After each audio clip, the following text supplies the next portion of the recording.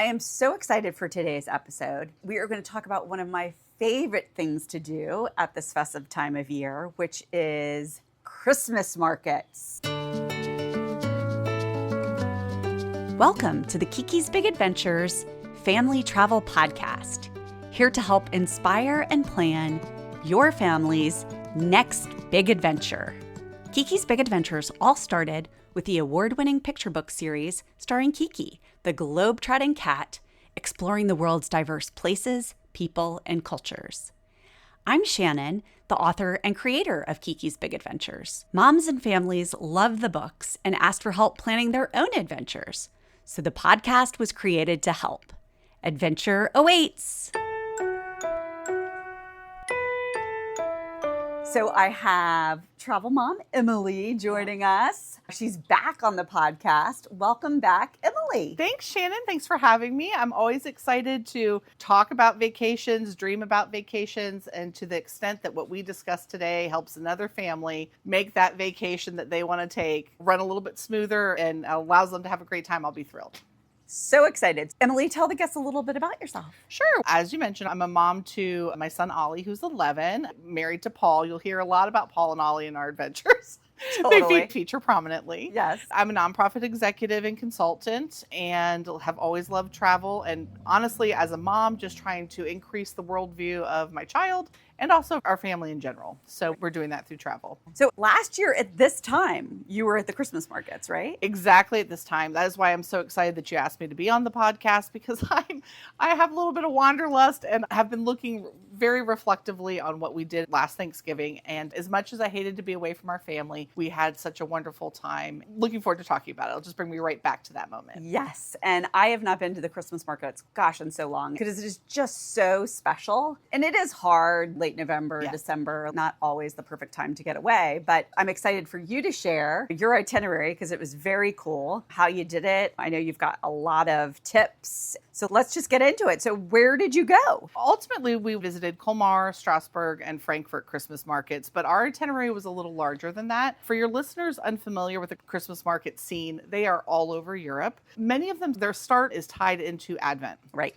But you will find that the larger markets are open that last week of November. And the way that Thanksgiving fell last year, it was late in the month, and it meant that we could catch part of the Christmas markets without being away from our family at Christmas. And for us, that was important. We're in Florida, and we started our journey flying to London to stay with some family members that we had and have faux Thanksgiving a little early. We didn't want to skip the Thanksgiving holiday altogether. So we spent a couple days in London. We were there too early for any of their markets, but the city's decorated by that point, and it's just gorgeous to walk through any of the markets anyway, or festive in their own way. Yeah, London, I just love it at the holidays. It was It's so great. Gorgeous. And yeah, they get decked out just like New York Yes. City does by probably mid-November. They're Exactly. totally We were festive. able to catch a show. We went to see Mrs. Doubtfire, spent time with family. And then we took the train, the Channel, all the way over to Paris. We thought we were this close. We're going to go ahead and show Ollie the sights. He was particularly excited to visit the Louvre, see the Eiffel Tower, and do all of those things.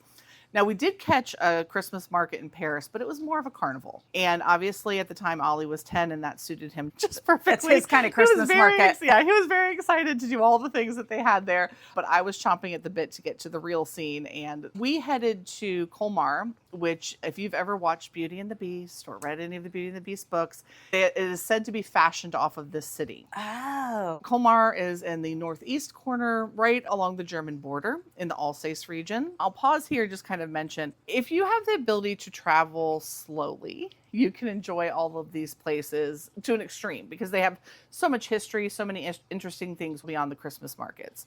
Our particular situation is whenever we travel, we are always bound by time and financial resources, and we are trying to pack it in. When we looked at what made sense, where we needed to fly out of and into, and also wanted that quintessential Christmas market feel, Colmar is one that popped up, and following the German border is what really made sense for us. So that's what we did. So then you went from Paris to Colmar first. Colmar, and then we went on to Strasbourg, and we ended in Frankfurt, Germany, because we flew out of there. Okay. Yeah. And then did you train from Paris to Colmar? We did. Once we arrived overseas by plane, obviously, from then we were just on foot and on train. Okay, cool. And obviously that'll factor in if we get a chance to talk a little bit about what to pack and how we packed and how to prepare yourself, because that is a different experience. But yeah, we basically would spend a day or day and a half in the city, spend the night there, and then move on to the next village to see what we could see. And as you know from your Christmas market experience, it's not one Christmas market. No, not at all. The towns have multiple Christmas markets. And I wanted to spend a minute talking about that because I found that confusing when planning. Maybe it's a lack of knowledge about distance in kilometers or something. I don't know. You would read that a town or city had multiple markets. And I was trying to figure out, are they close? You're imagining being in a larger city, even if it's a small city. Am I going to have to take a car? How am I going to get there? Our experience was that even though there would be maybe even 5 or 6 markets, they're almost continuous, they're almost congruent to each other.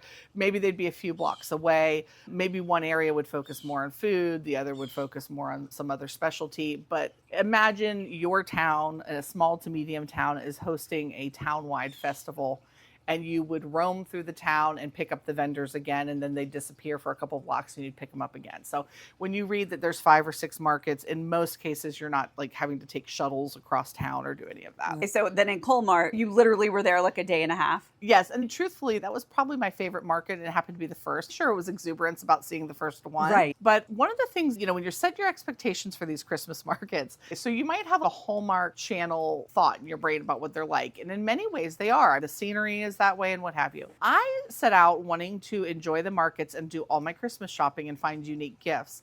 And what I found is that for the most part, it was very hard to actually find handmade gifts and even harder to find handmade gifts that were made in the region. Now, caveat to that is, in doing some research, I think if you go to a smaller town, that's going to be more likely that you'll find kind of artisanal products. However, Colmar had a lot. Yeah. And I kind of regret not buying more when I was there, assuming let's wait and see what we can find. But it turned out to be my favorite market for scenery. It is a village. It is straight out of Beauty and the Beast. That is so cool. And they had some really great handcrafted felt ornaments. We picked up some really cute little stonework projects that they had. But let's be honest, it's not only about that, it's about the food. So we really enjoyed that. There's a lot of German French fare. We definitely ate our share of pastries, but we also, my husband Paul was in heaven. Ollie was in heaven. They tried all sorts of potato pancakes and different types of sausages and what have you. The food is just so much fun, and all the beverages. Yes. And I'll mention too that because this is a tourist activity for these towns, it's a huge economic driver. They're drawing in people from their region, from their towns and well beyond, that you will find information usually on a website. The tourism board there or in the region will have information about each Christmas market. We found the hotels were very helpful, often had a map of all the markets and how to get to them, and even had some special gifts for the children when we checked in. Ollie got spoiled. When we went to Colmar, we just stayed at the Novotel Suites in the center of Colmar, and they have an ibis as their mascot in that region. He was treated with a plush. He got a huge bag of French-German cookies. Wow. I'm not sure he wanted to leave. So how did you pick? Obviously, you went to Frankfurt because you were flying out of there, Yes. but then how did you pick Colmar and Strasbourg? Yes. So some of it was logistics, just what we could do. But Colmar, because of its village-like setting, and Strasbourg is one of the oldest. They like to claim that they are the oldest and largest of the markets. And we thought it might be fun to go there. And it really was. They were beautifully decorated. It is more of a populated town. There's a little bit more of general amenity there to enjoy. And that's the other thing to mention is that it's not just the markets. There's cool stores there. Visiting department stores or visiting any type of stores, whether it's stationery or candy, confectionery in a foreign country or just a different town, can be a lot of fun for family, especially for my child. Yeah. We enjoyed giving him some cash, watching him through the window, and have him go in and communicate with the confectionery stores and candy stores and the bakeries were probably where he spent most of his time. But going to all these different stores, it gave him quite a bit of independence and gave him a chance to try to practice his limited French. That's amazing. So then you trained from Colmar to Strasbourg. Mm-hmm. Okay. And so that was interesting. By the way, everything that we did was walkable from the train station. The walk in Colmar was maybe a little long, but we're used to walking. We're fine. It wasn't too far. Strasbourg, very easy to take the train. Interestingly enough, when you enter the center of Strasbourg, there was a little safety check where they checked your baggage. And but it was literally, you cross over a little pedestrian footbridge and it was a folding table and they opened your luggage and I said, good luck to you because I have packed really hard. So then Strasbourg is where in France? Closer to the German border. And I'm trying to remember, I don't think any of our trains were more than a couple to few hours. Yeah. We did not want to spend too much time on trains. We were like, we'd get up, take the earliest one, get to the next town.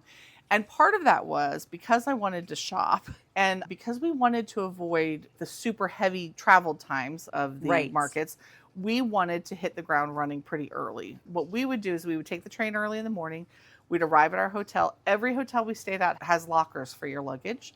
It was very simple. We would leave our luggage and we would hit the town. And the markets obviously get more crowded towards the evening, but particularly if you're traveling with small children, it would be difficult to navigate the market with a stroller. Yes. Not impossible, just difficult. Yes. Like you might want to wear your child. But going in the afternoon was a completely different experience. We had plenty of room. We visited different playgrounds that were along the way. We would just stop and eat and walk, shop, and continue on. We would save the market that we perceived to have probably the best lights or decorations for the evening. And this time of year, it gets dark very early there, like before 5 o'clock. It's something that could be enjoyed by young children. They don't have to stay up till midnight. Exactly. That's a good point. Strasburg claiming to be among the oldest. How did you find it? We loved it. We loved walking through the city. Their decorations were fantastic. They had quite a few stores there. I'm a sucker for stationery, so I tried to find a stationery store and that kind of thing. One thing I will mention about Colmar, a little less about Strasbourg, is that a lot of their restaurants don't open till quite late in the evening, and they require reservations. Now, of course, if you're doing the Christmas market correctly, you're going to be eating your way through it, right? But do keep that in mind if you have a child. I think it makes sense to find a hotel that happens to have a restaurant. Where we stayed, I think it was called the 𝗵𝗂𝗍𝗂 Hotel in Strasbourg, had a little restaurant bar. We actually spent our proper Thanksgiving in that restaurant. Oh, that's amazing! Extremely limited menu, but we worked it out.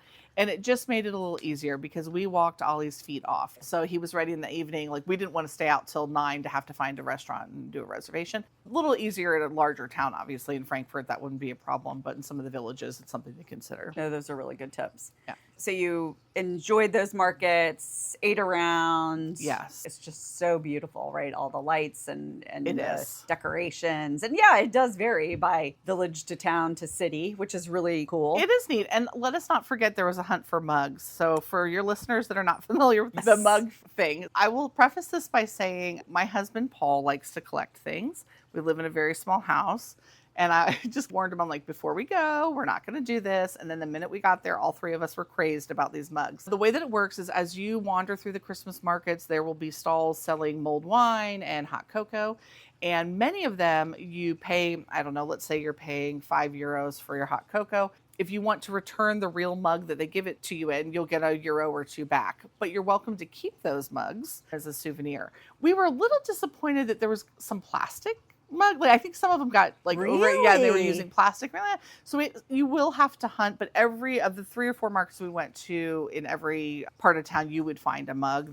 There's generally at least one official mug, and you can ask around and you'll see someone with a hot chocolate and say, where'd you get that? Yes. And they make great souvenirs to bring back, and they're inexpensive. I do have some tips on that, though. Okay, tell us. Okay, so when you are traveling through the markets, a crossbody bag is way better than a backpack, not just for pickpockets, but honestly for your fellow travelers. You're wearing a big backpack, you turn around in tight space. It's no fun. My tip as it relates to the mugs, if you're planning on keeping them or if you're just planning on using them while you're at the market, because you can reuse your same mug to get new mulled wine at a less expensive request from the vendor, then bring a carabiner and clip it onto your bag. Brilliant. And so that's what we would do. And it made it really easy. And if you're going to keep your mugs in that crossbody bag, travel with some Ziplocs and either wet wipes or paper towel or something, because you can wipe out the hot chocolate your kid doesn't finish or whatever it may be.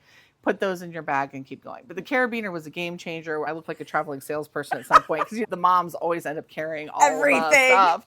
And I was the one with the bags. And also the carabiner is nice because you can use it to reinforce the straps. So whatever you're purchasing and buying, your bag's getting heavy, it's not going to break on you and crash to the floor. So. Really good tips. And Emily brought one of her mugs. Yeah, little blue. It's a blue booty, I guess you would say. So cute. I mean, we have so many Christmas market mugs, and we pull one out a year to use. But my favorite ones are the ones that are shaped like boots. Yes. Those are so cool. We swore we weren't going to do it, and then here we are. Yes, here we are. Exactly. I think the other thing I'll share too, Shannon, is that there's a lot of interesting stories to be told at the Christmas markets. And if you're traveling during the day, you might wander upon, for example, a square that will have a Christmas story. Now, they tell both sides of the Christmas story there. Good little boys and girls get a visit by Père Noël or whatever it may be. And the other one's get a visit by Krampus or Krampus, whatever they call them. And I don't don't know how you would even explain. It's this very scary looking character. Yeah, he's almost like devil looking. Like right? devil looking. And some of the towns do have Krampus runs and that kind of thing. And so if you have older children, that might be something fun to look into because it's quite festive. Several of the markets told the story of that in different exhibits and different things. That's really cool. So you're getting some history and some, background. And okay, so then you head over into Germany. Yes, we head over into Germany. We went to Frankfurt. And Frankfurt, it was not high on my list, but I was so thrilled because they did have multiple markets. But I'll tell you, they were a little more commercial feeling being in a larger city. But what we did is we wandered down to the river and we got on a river cruise. Very inexpensive. Did it around evening time. You got a view of the skyline. You could see a little bit more of Frankfurt and then wander back through town. That town was very busy. We walked into kind of an indoor mall to search for something we needed. And there was just a lot of people moving through it. It's a big airport hub and that kind of thing. Yeah. But also very enjoyable at night. And again, same thing. If you go in the earlier evening or afternoon, it's not nearly as crowded. I think it also helped that we went earlier in the Christmas season. I hear the markets get more and more crowded. More and more crowded. And many of them are open through Christmas Day or to New Year's Eve. It's interesting because I think Nuremberg, which is supposed to be one of the biggest and was my least favorite that I've been to. I think it was just so big. I found it very commercial, like you're saying, not cool, different gifts. Yes. I would totally agree with you. Going to some smaller villages too. Hamburg in northern Germany is our favorite. It is so amazingly beautiful. To your point, it has lots of markets, but walkable to all of them. Some on the water, some down at the main town hall. And I just found them to have things you'd want to keep and really bring back. Cool, handmade. Another year we did Regensburg, which is east of Munich, which reminds me of what you were saying about Colmar. Really small village. Several Christmas markets. They had this Schloss castle outside of town. I think we wound up taking an Uber or whatever over there. And even cooler, different things than when we trained to Nuremberg because we were like, oh, we have to see it. It's like the biggest one. Well, I think that's a really good point is that if you could create a home base somewhere where there's multiple markets, I think particularly with children, that transition of stay in a hotel, get up the next morning, go, it can be hectic, right? If you have the luxury of time and logistically it works out for you, to set up a home base in a larger market area where you can pick up a train or even rent a car and go out to the smaller markets. And some of these markets, they're unique in many ways. There's a medieval market, or maybe there's a market that focuses on food or wax crafts or whatever it may be. There's just a lot of variety there. And so when we go back, we will try to do that and also definitely try to visit some of the smaller markets and get to know the village a little more. My husband, Paul's a huge history buff, and it was absolutely killing him to walk so quickly through the towns and not be able to visit. We'd go to the cathedrals, we'd visit the hot spots, but each of those towns have amazing history. And they have something to offer for the children too. Almost everyone had carousels, and there's carolers, the local schools are out performing. So it's something that is a feast for the eyes and all your senses. And if you have children that like to be on the go and are okay with some crowds, I think it's a great option for them. Totally. And I completely agree with you on going earlier in the day with smaller kids, more manageable. The other thing that we did the year we did Regensburg and Nuremberg and then some of the towns around, we did rent a car and then we went and stayed in a castle for Christmas. So a castle Christmas was super cool. And I just think Germany, France, I mean, all of Europe really at the holidays is just beautiful. But I don't know, there's something about Germany that's just very with the castles and it's quintessential. The markets is perfect. So what other tips? I do want to talk a little bit about packing. Now, obviously, a lot of people go to the Christmas markets by riverboat. And maybe if you're by riverboat or you have rented a car, you're going to be able to have huge suitcases or what have you. We are not those people. I have been on a train with a large suitcase before. I don't ever wish to do that again. There's only so many steps. You can like yomp all your bags up. We travel pretty lightly, like with a carry-on and a heavy backpack. Depending where you are as likely or more likely to hit rain than you are snow. So really important, obviously, always in cold weather climates is to pack layers, but please pack something that is waterproof. Super smart. I brought a pretty heavy parka and didn't wear it at all. Ended up wearing sweaters, my lighter jacket, and a rain jacket over it. That goes for shoes as well. Make sure they're waterproof. I traveled with a pair of leather tennis shoes that I loved. And on days that would rain, I wore a pair of kind of soft boots that I had. They had a soft sole though, and there's cobblestones everywhere in Europe, and it doesn't feel great on your feet. So something that's hard sole, something that is waterproof. Paul and Ollie wore their hiking boots the whole time, and they couldn't have been happier. That would have been a better choice. You're not going for fashion. Also, when you pack, lay out everything you're going to take. You know that saying, then put half of it back. Everything you have is going to be under a jacket. Nobody knows what you're wearing. You have base layers. You will wear the same pair of jeans 4 times. Pack as lightly as you possibly can. Shoes are so important. Sweaters you can buy there. Shoes, you don't ever want to buy a new pair of shoes and walk all over Europe in them. So just make sure you choose something good there. And I do want to talk a little bit about how to get these great things that you purchase, how to get them back, because I followed a lot of blogs and got some tips on that. So if you are like our family and you are traveling lightly, we did bring a little bit of bubble wrap with us or just something to protect the glass ornaments. You're going to want to carry those on the plane home. Some people do ship them, but the best advice I got, and we just took care of it on one of the last days we were there, is we popped into a store and we got the equivalent of a plastic shoebox, something shoebox size, wrapped up our really delicate things, put them in that, and that became the base. And then I could layer the jam, the mugs, and everything else that we got. But we wrapped our mugs in our clothes, stuck them inside of our boots for the flight home. They were fine. But the really delicate, they have a lot of blown glass and cool things there that you're going to want to put in a box. So find a box. If you have the luxury of taking one with you, great. We did not have that luxury. We just found one when we were there. Super smart. And it worked out really well for us. Obviously, you're going all the normal things like gloves and scarves. As I mentioned, the non-negotiables were to have boots or shoes that were waterproof and also had a thick sole on them, making sure you're bringing that rain layer.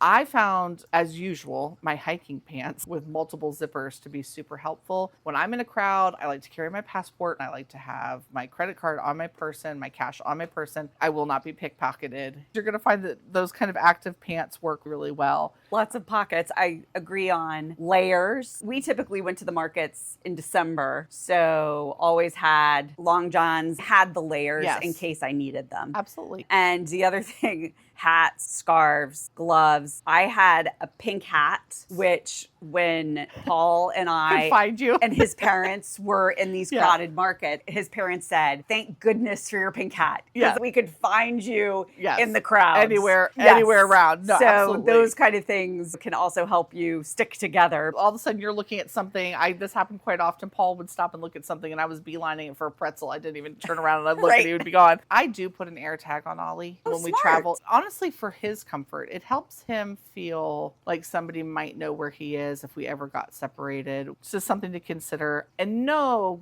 nobody wants cold toes and fingers. But if you've ever traveled with a child who has cold toes and fingers, your trip comes to an end really abruptly that day. So definitely wool socks. I highly recommend. They keep you warm. They wash and dry easy. They don't smell as bad. Ollie was very happy in those. And for adults too, obviously. Those are some of my packing tips. And I did notice a difference in the markets we visited in France versus Germany, but do check and see what the culture of payment is there. The markets we visited in France, most were very happy to take credit card or use your tap, but there are several markets that only want cash, and that was our experience in Frankfurt. Interesting. So you don't want to get there, find something you really want, and then not be able, So have a little of both. Have a little of both and be ready to use it. So favorite part of the adventure, what was your favorite part? Oh boy, that's hard for me. I always love being in Europe. The favorite part for me is exposing Ollie to something different than we experienced in the United States. For me, it's always a chance to practice my French and embarrass myself, as was the case.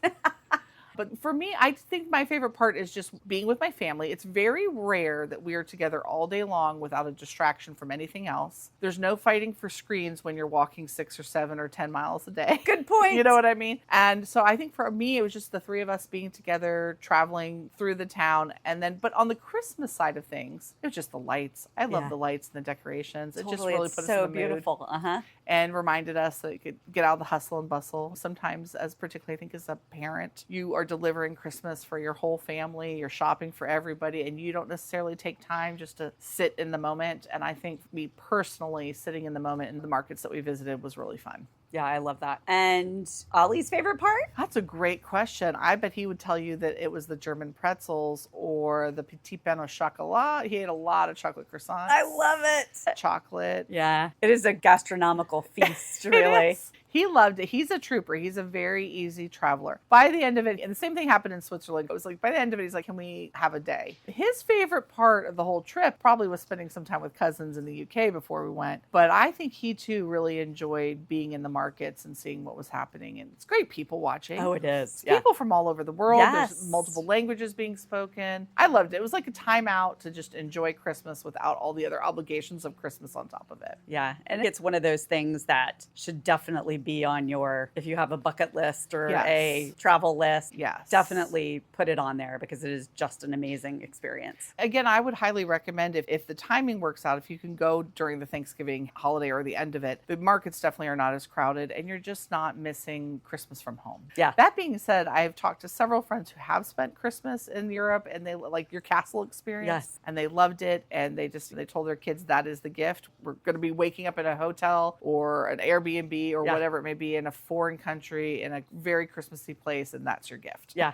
Which is a great gift. You don't have to wrap it. Exactly. And any other trips on the horizon? So we are going to Greece in the summer with our extended family. Stop it. Yeah. We're going with 20 of us. So that podcast might take a different bent. It might be about how to survive traveling with 3 generations of 20 different people. But yeah, really looking forward to it. Traveling with our family. And we've never been to Greece. And particularly for Ollie and anybody who has young children, if they have any interest in Greek mythology, Ollie loves all the Percy Jackson books and all those things. We're really looking forward to bringing that ancient aspect to life. Yes. And you've got the KeeKee's Big Adventures in Athens. Yes. That's the first book we had. You've got your words in the back so you can start practicing. Yes. We're starting in Athens. We're not in Athens very long. Obligatory visit to Santorini. We're going to Naxos, but it'll be about 10 days and it'll be traveling with aunts and uncles and cousins. I love Greece. It's so amazing. You're going to have the best time. Yeah, we're really excited. It's going to be busy. It's summer travel. I'm just really excited about it and another opportunity to expand our worldview and see what else is out there. Emily, thanks for joining us. Thanks for having me on. Thanks for sharing the Christmas markets. I've wanted to do an episode and finally have a mom that's been to the Christmas markets. Yeah. Thanks for joining us. Thank you. Thank you for joining us on the KeeKee's Big Adventures Family Travel Podcast. Visit the episode webpage for all the details from today and lots more travel planning resources. We look forward to traveling with you on the next episode. Adventure awaits.